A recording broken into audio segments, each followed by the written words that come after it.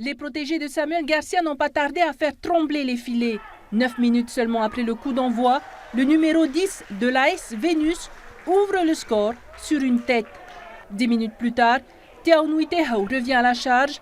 2-0, la partie paraît mal engagée pour les Oranges de Punaouia. Juste avant la mi-temps, Rohi réduit l'écart et marque le premier point de Punaouia. Score à la mi-temps, 2-1. À la reprise, sur ce service de Penquin Lebras, Tiaounui Tehao assène un troisième coup de massue à Punaouia. 3-1 en faveur de Vénus. Punaouia ne parviendra pas à reprendre le dessus. On a été surpris, ils ont été costauds dans les duels. Ils nous ont posé des difficultés. À 2, ils ont marqué juste avant la mi-temps. Donc à 2-1, ça pouvait changer la donne. On a su répondre en seconde et marquer ce troisième but qui nous a fait du bien. Dans la seconde rencontre de ces demi-finales, le champion en titre, Pirée, retrouvé sur son chemin, l'AS Tefana. Les jaunes et verts de FAA ne vont pas mettre longtemps avant de rentrer dans le match.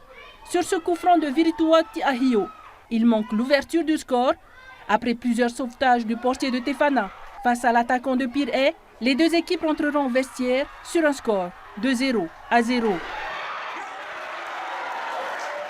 À la reprise, après un crochet de la défense jaune, Haribo ouvre les compteurs sur un penalty et il continue de creuser l'écart avec cette offrande à Graglia. Et à la finition de ce 4-2, Gervais Chankat, servi par un autre vice-champion du monde de beach soccer, vient alourdir la marque.